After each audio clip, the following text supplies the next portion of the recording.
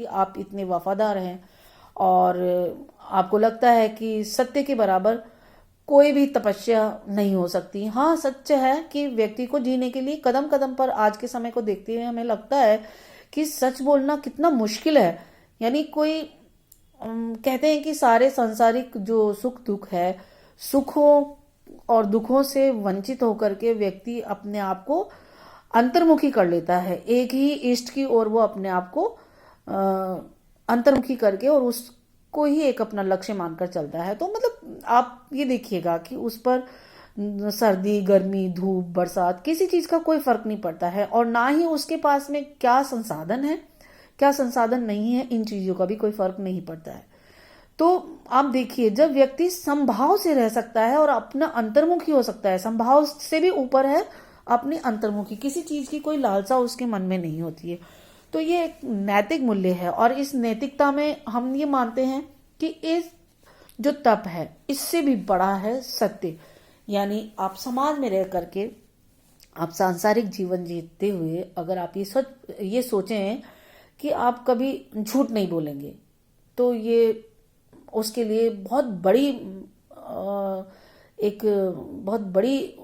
एक तप से भी ज्यादा बड़ी श्रेष्ठ चीज है। यानी कि उसके लिए बहुत बड़ी मुश्किल होगी, ये उसके जीवन को चलाने के लिए कुछ असंभव सा है, लेकिन इतना भी असंभव नहीं। कई बार हमें जब हम देखते हैं कि दो व्यक्तियों को किसी बात से आपत्ति है और वहां 10 व्यक्ति दूसरी ओर हैं जिनको भी दो व्यक्तियों की आपत्ति से आपत्ति है, तो हमें ये लगता है कि उस परिस्थिति में हमें लगता है कि 10 लोगों की जो समस्याएं हैं उसके सामने जो व्यक्ति दो हैं वो अपने अपने जो स्वार्थ है, हित है, जो उनके लिए किया जाना चाहिए, वो उन चीजों को छोड़ देते हैं और हम उन 10 लोगों की ओर झुक जाते हैं।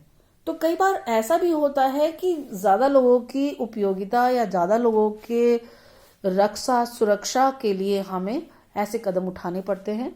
ये सारी चीजें जो हम बात कर रहे हैं वो भावात्मक निबंध की श्रेणी में बात कर रहे हैं, और ये भावात्मक निबंध के अंतर्गत हमारा जो नैतिक मूल्य है, परोपकार है, ये जो सौंदर्य शास्त्र है, इससे संबंधित जितने भी विषय है वो सब इसमें आ जाते हैं। तो इस प्रकार सारगर्भित रूप में आप देखते हैं कि जो निबंध होते हैं वो निबंधों की हमने मुख्य विशेषताओं के बारे में चर्चा की है, फिर निबंध को के जो विविध अंग है उनके बारे में बात किया है, जिसके मुख्य मोटे मोटे 3 अंग अपन ने माने हैं। पहला इसका परिचय, भूमिका, प्रस्तावना। दूसरा हमने बात किया है इसका जो पूरा बॉडी पार्ट है जो विस्तार के रूप में है। इसमें मुख्य बात हमने देखी है कि एक जो अनुच्छेद होता है वह दूसरे अनुच्छेद से एक तरह से संबंध होना चाहिए, एक दूसरे के साथ में बिल्कुल हटे हुए कटे हुए अलग नहीं होने चाहिए। और अंत में इसका निकास द्वार या फिर निष्कर्ष के रूप में हमने उपसंहार को माना है, जिसमें हम उस निबंध के संपूर्ण सार को हम उसमें ले लेते हैं जो कि पाठक के मन में अमिट छाप छोड़ सके। फिर हमने बात किया है निबंध के भेद की, और निबंध को हम 4 भागों में विभक्त किया है। एक तो है वर्णनात्मक निबंध, दूसरा विवरणात्मक निबंध, तीसरा विचारात्मक निबंध और चौथा भावात्मक निबंध। ये चारों में हमने अपने संपूर्ण जो निबंधों के जो प्रारूप हो सकते हैं उनको हमने इनमें विभक्त किया है, और हमने बताया है कि निबंध के जो 4 भेद हैं उनमें कौन कौन सी बातों का विशेष हम अभिव्यक्ति का ध्यान रखते हैं विचारों में। हम वर्णनात्मक जितने भी होते हैं वो व्यक्ति, इस वस्तु, स्थान से संबंधित होता है, उसमें क्रमबद्धता का ध्यान रखा जाता है। और कल्पना और अनुभव का इसमें हमें बहुत ही अवसर होता है कि हम ये जो कल्पना है और जो अनुभव है उनको हम व्यक्त कर सकते हैं। जितने भी 30 त्योहार होते हैं वो सभी इसी में आ जाते हैं। दूसरा हमारा विवरणात्मक है, इसमें क्रमबद्धता का विशेष ध्यान रखा जाता है। ये जितने भी हमारी यात्राएं होती है या विद्यालय का वर्णन है या फिर क्रिकेट का वर्णन है, ये सब चीजें इनमें आ जाती है। फिर विचारात्मक, जितनी भी सामाजिक, राजनीतिक, धार्मिक और ये जो समस्याएं होती हैं, इन समस्याओं से संबंधित जो भी बातें होती है वो विचारात्मक निबंधों में आती है। और इन चीजों में कल्पनाओं को बिल्कुल भी कोई स्थान नहीं होता है, इनमें विचारों की प्रधानता होती है।